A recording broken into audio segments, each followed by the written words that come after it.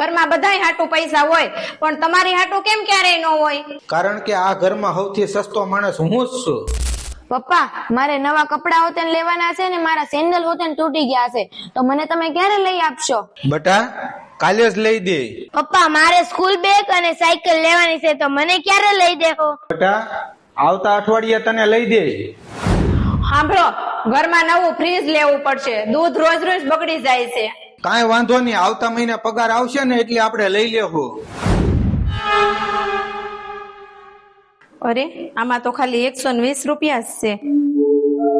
દીકરીના કપડાના 1800 રૂપિયા, દીકરાની સાયકલના 12000 રૂપિયા, પત્નીની સાડીના 2500 રૂપિયા, પોતાના શૂઝ પછી ક્યારેક.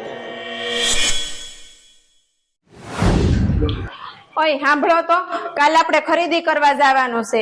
વાંધો નહીં, કાલે જાવું. અને હા, સૌથી પહેલા આપણે તમારા માટે શૂઝ ખરીદવાના છે.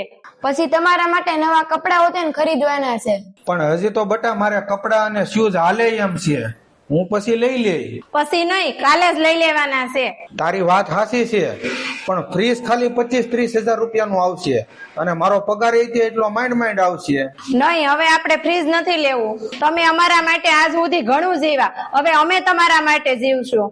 મિત્રો, ઘરમાં સૌથી સસ્તા કપડા પહેરનાર માણસ ઘણીવાર અંધાથી કરતા અમીર દિલ વાળો હોય છે, કારણ કે તે પોતાના સપનાઓ પર ખર્ચ નથી કરતો, તે પોતાના પરિવારના સપનાઓ માટે ખર્ચ કરે છે. જો આજે તમારા પપ્પા તમારી સાથે હોય ને, તો તેને એકવાર ભેટીને જરૂર કહેજો, બસ પપ્પા, હવે બહુ થઈ ગયું, હવે તમે તમારા માટે પણ જીવો, અમે તમને ખૂબ પ્રેમ કરીએ છીએ.